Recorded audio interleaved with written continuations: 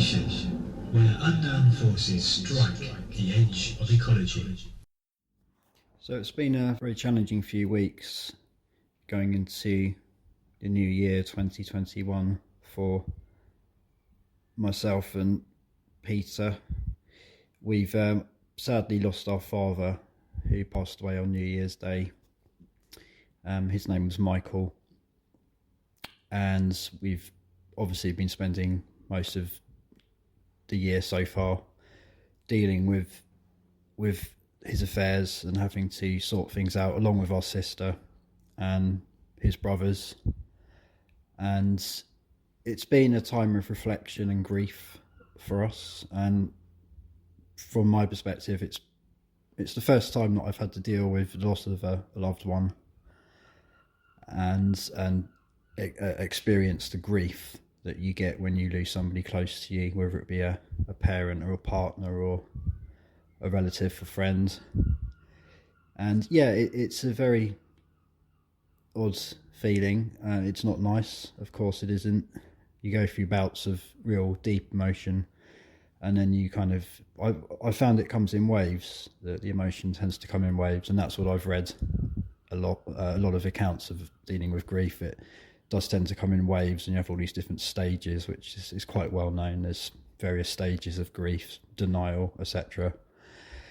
But that isn't really what I wanted to mention. I just wanted to do this episode really to discuss some experiences I've had that I found quite notable, in terms of just receiving subtle signs from our dad. And I'm a firm believer in consciousness surviving death, and not necessarily spiritually minded person. I'm not necessarily religious, but I'm a real believer in the scientific application of the nature of reality, and studies that people such as the late Michael Talbot used to do in books such as Beyond the Quantum and The Holographic Universe, which were books that I read when I was at uni.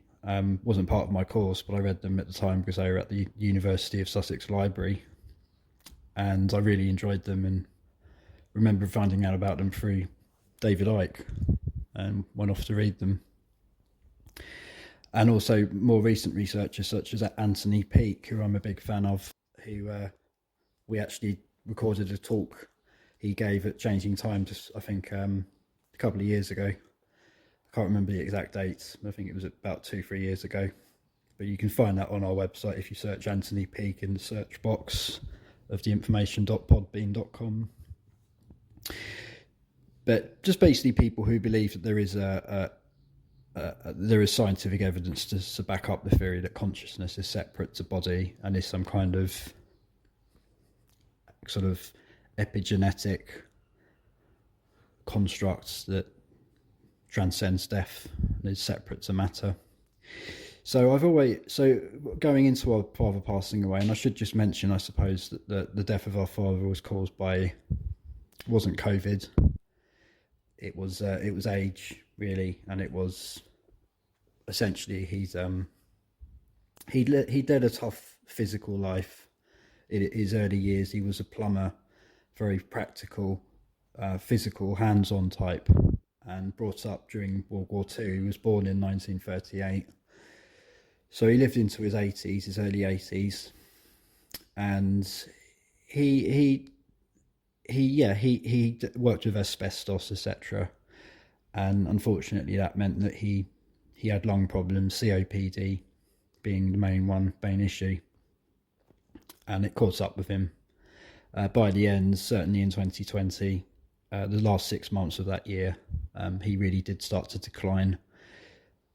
He was very capable physically up until about June of 2020, and then he really started to deteriorate. And the last couple of months, he was in a wheelchair whenever he went out, pretty much, and went everywhere with a walking stick. And this time last year, he would have frowned at the idea of going out with a walking stick. He would have said it was something an old person would do. So, the decline was quite dramatic. But in the last few weeks, yeah, he really did succumb to the COPD. And I don't want to go off and talk about COVID as part of this episode too deeply, but it was interesting how the hospital dealt with him. We had mixed messages when he was on the wards, and we were told that he had COVID at one point, and then we were told he didn't have COVID.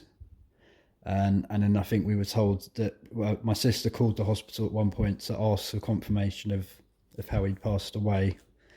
And a nurse said, it was COVID. It was COVID. And then my sister said, well, hold on, that wasn't what we were told the other night. We were told it was pneumonia. And the nurse hadn't even checked the notes. She just assumed it had been COVID, which I thought was quite alarming. And well, it wasn't.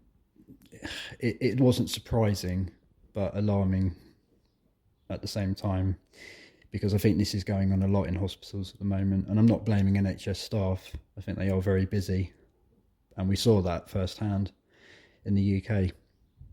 But at the same time, it did feel a little bit like they were making assumptions, shall we say.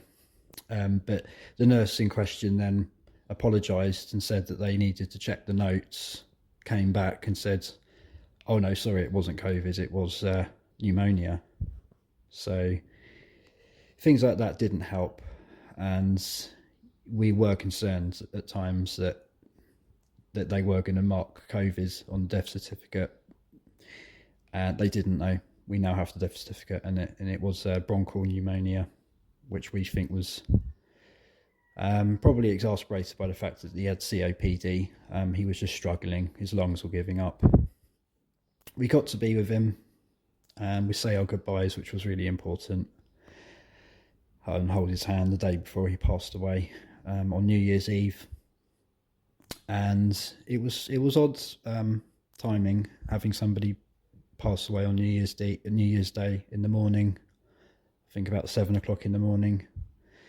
Because that day in the UK was an odd day. It represented the obviously New Year's Day, and everyone was hoping for 2021 to be a better year than 2020. So there was this, although it wasn't a very celebratory mood out there because everybody was locked down, you could still hear the fireworks, and there was a lot going on the beach in Brighton in the UK, for example, and there was a bit of a sense of it being a New Year's Eve celebration, but it was very dampened and solemn in some ways.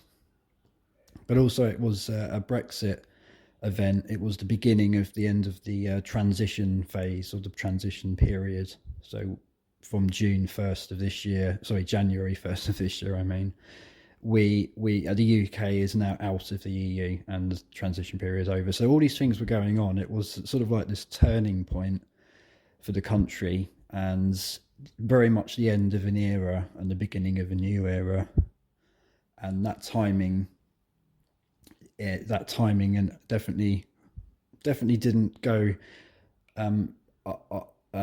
without note from my perspective. I remember thinking at the time, it just seems a bit symbolic, seems a bit significant to the timing of this. But I wished my dad happy New Year's Day and that before we let him walked away from his ward and said goodbye to him, which I was happy with. But anyway, I wasn't really going to do an episode like this, but things happened after my dad passed away. So from about January 1st onwards up until now, mid-January, the first thing I think I noticed certainly was that I definitely sensed his presence around me for the first few days. And I'm not sure if Peter had a similar experience. I think our sister did. And it was subtle. It's not like a ghost film or something where you see an apparition or anything like that. I mean, there are reports of things like that happening. People would see ghosts and stuff. I mean, I've not had that, but I definitely did get a sense of his presence in the area around where he lived. And he lived there for almost 60 years, the same property. So when I went there, I was by myself, and I opened the door, and there's a staircase leading up as soon as you go through the front door, and I just sensed his presence looking down at me from the staircase, and it made me very emotional, and I had to stand by the door for a long time before I went up the stairs. I felt this. I didn't feel frightened, but I just felt like I was being watched, as if he was beckoning me in, and he was lingering. He was unsure what to do, perhaps, or just waiting for something. I don't really know, but I felt it. I felt this deep sense that he was there. And another thing that I thought was a bit odd was pigeons were congregating on the roof of his property outside his what would have been his bedroom, which is where he slept for, like I say, almost 60 years on and off. And that doesn't sound odd by itself. It just sounds like some pigeons on a roof. But as our sister's partner said, it really, birds only tend to do that if there's a heat source. So in winter, they would tend to do that if there's heat coming from the roof, and they're not silly. They're attracted to the warmth, same as seagulls, etc. But there was no warmth because the place wasn't heated. There was no central heating. It was actually ice cold. So I found that odd, and also the fact these pigeons were congregating on his section of the roof, and it was a shared block of a roof that went along for about 10 or so houses, so all interconnected, not semi-detached. So that seemed a bit odd, and I noticed that as soon as I crossed the street to enter the property, all these pigeons outside the property, and some of them flew onto the roof. As I walked in, I saw them all fly onto the roof, like they were sensing some energetic change in the air. And it just felt like a sign. I don't really know what sign, or maybe not even a sign. It was more that the pigeon sensed some energetic change perhaps going on. But anyway, when I was in the property, I got this sense that he was there, and that sense was sort of evaporated, like he dispersed, or he sort of faded away. And as I went up the stairs, I walked around and looked from room to room. Yeah, I sensed his presence had kind of gone, like he had just been there for a brief period just to see me in. And that in itself doesn't sound like much, and many would argue that that's just in my head, and I could perfectly accept that that's how it comes across. But unless you've experienced something like this when you've lost a loved one, it's hard to really explain why it feels so real. It's like a sense. It's like an intuition you get when you have these experiences. You can't really put a finger on it. But that wasn't all that's happened. I've also experienced some interesting. I've keeping a spreadsheet of some of these because I found them so interesting. I didn't want to forget about them. But for example, about a week after my dad had passed away, I was sitting by myself in my flat listening to some classical music, and I was quite emotional. And it was about midnight, or actually it was about half midnight. It was a Friday night, Saturday morning, and I decided I was going to call it the night after the bit of music I was listening to was on. It was Beethoven G. I can't remember the exact name of the track offhand, but it was a piece of Beethoven that I think my dad liked. I never heard my dad listen to it, but I think I recall seeing a record that he had, and it was this particular Beethoven track. But when it ended, I got this real deep sense of emotion,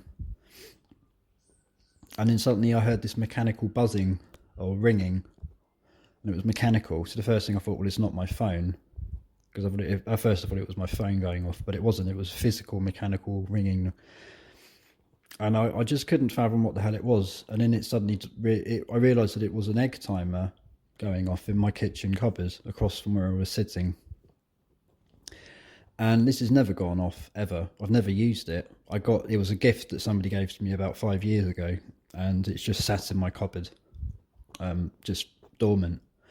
And I didn't even think it worked, or at least it needed batteries or something. I wasn't even sure how it did work. And I walked over to investigate, and it was just going off. And I'd stopped it. I had to bend over and sort of physically grab it and turn it. It's like a mechanical system. And I realised that it was right next to a blue tin car that I'd got from my dad's, and that had been at my dad's for decades. He used it to store nuts and bolts and just random clips and all sorts of things. Very useful for just storing things, spare screws, etc. And it was one of the things I'd taken from his property that week, and I'd used it for the same purposes and put it underneath my kitchen sink in a cupboard. And this egg timer just happened to be right next to it, and it was going off. And I felt at the moment that happened, I felt a really intense sense of presence in my kitchen, that he was there. And I just said, "Thanks, Dad." I just said it out loud, and I just really felt like he sent me a subtle sign just to say, "Yep, I'm around," or "I'm okay," or just to acknowledge to me that he'd passed on, and he was still very much around, or existing in a new form. His consciousness was still about, but had moved on. And so where, it's unclear, but that made me feel comfort, and I felt a lot calmer. Ever since then, I've personally felt a lot calmer, accepting of the fact that he's passed away, and that was about a week ago. So that was a powerful one, and other very minor things, but not necessarily that minor when you really think about them. He had a friend who I remember he used to see a lot of in the 90s, and I didn't know any contact info for this particular person. They weren't on Facebook or anything like that. And if I'd have really delved in, I could probably have found something eventually on his computer. But it was on my mind that we weren't necessarily going to be able to get this person's contact info to let them know that our dad had passed away. And my dad happened to use to collect Christmas cards, and not collect them, but he would never throw them away. So he had years and years worth of birthday and Christmas cards all in a big pile in a front room. And I decided to gather them up and put them in a sack, and I was going to take them to the tip and obviously put them in the cardboard section. And randomly I decided to put my hand in the sack, and almost like a kind of tombola style, I just sort of moved my hand around in there, dug in deep, and just grabbed a random card out just to see who it was from. I was just intrigued. And it was from the friend in question, and it was from about 10-15 years ago, and it actually had their email address on it. And I thought that was pretty incredible. So I emailed them that day, and I wasn't sure if the email would still work, but it did. And they replied, and they were very, very grateful for the message, and they sent me a lovely email with some memories of, associations that they had of our dad. So that was very powerful. And again, I just felt like it was a weird bit of serendipity or something, where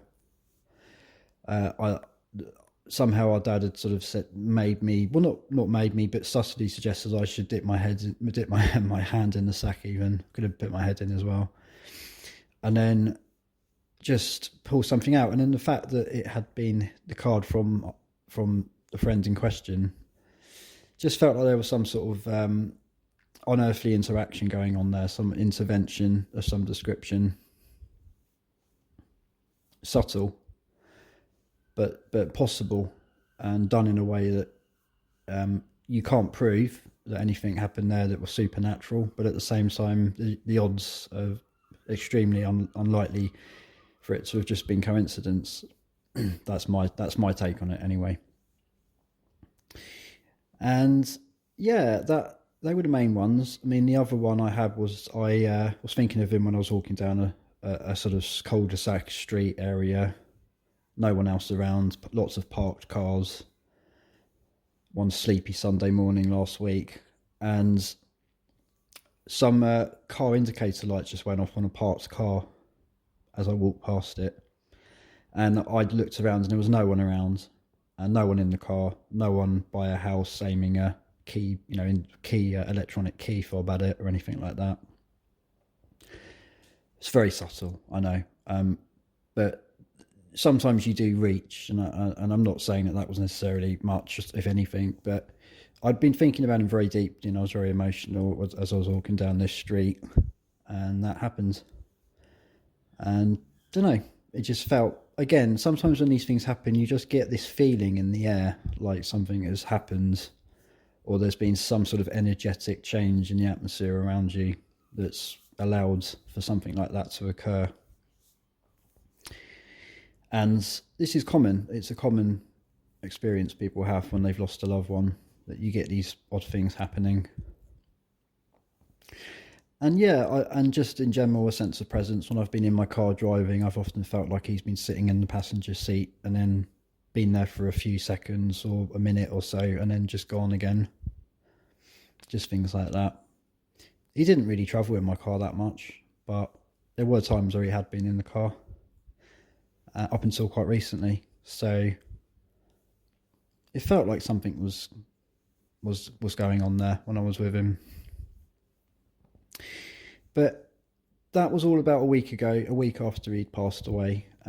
So nothing much has happened since then. I feel like there were just these little signs from him during that initial period of deep grief, where he just wanted to make sure that that I was aware of what was happening. I'm not sure if my brother's Peter's had anything similar.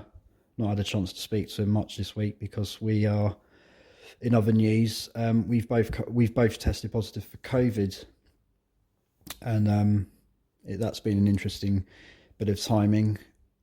At first, it felt like it was awful timing, but because of the rules in the UK, we've had to isolate for 10 days as a result of both testing positive for COVID, and we think we probably caught it as a result of either going to the hospital or some other, or we don't really know. Is the long and short of it. But yeah, we could do a whole episode on that. Really, I don't really want to combine the two into this podcast episode, really. But to cut a long story short, we have had to isolate, and I've treated it as it's been quite useful as in terms of being able to grieve for the loss of our dad, and to reflect and things. And we got a lot done last week, which means that it isn't really. There is a bit of a state of limbo, and we do need to carry on doing things when we're out of isolation with regards to my dad's property and things. But we did get a lot done before, so there's that. But neither of us have come down heavy with symptoms, so we don't really know what to make of it at this stage, is all I'm going to say. But our family have also caught it, and some of them have reported very bad colds. So it seems to affect people in different ways, and that's what the study seems to suggest in terms of immune systems, and everyone has a different level of ability to fend it off. And it could be anything. It could be to do with vitamin D, it could be to do with any type of immune system booster you use. Who the hell knows? But yeah, that's just been a factor that we've had to accept as being part of this odd stage in our lives. So yeah, that was it really.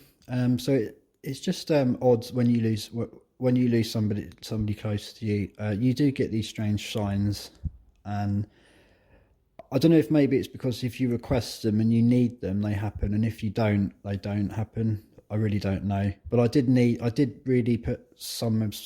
put a kind of request out to the universe to get something. I wanted some indication that he'd passed over and he was still around, and he was at peace, but he was still very much existing, but just in a different way, different plane of reality. And I feel like I got that. And that gave me a great deal of comfort. So yeah, Michael Paul, He was a great bloke, proper old school gentleman type. Very different, brought up in very different times in the late 1930s and post-war Britain, where everything was, it was make do amends culture coming out of the war, and then very much a time of recovery and quite dark in a lot of ways, quite grim. But then I guess entering into the 1950s and that, there was a lot more promise, a lot more of a sense of enthusiasm and hope in the air for greater times and prosperity. And it was just a much simpler time in many ways. I mean, I'm looking back at the pictures, and one of the things our dad was great at, one of the many things, he was very physical and very talented, practical guy, but also he was a very good photographer. And yeah, amazing some of the pictures that he's taken over the decades. Quite comforting seeing them. But you do get the sense that the world was such a different place. Even up until like the 1980s, it was a very different place. Everything really did change from the mid-90s onwards. And the catalyst of that change is well, we all know it's most likely been the internet and the advent of mobile phones, etc. Really has changed the way people behave and the pace of life in general. But anyway, that's really all I had to say. And yeah, it's just it's probably something that many people can relate to. Is you get these subtle signs from your loved ones when they pass.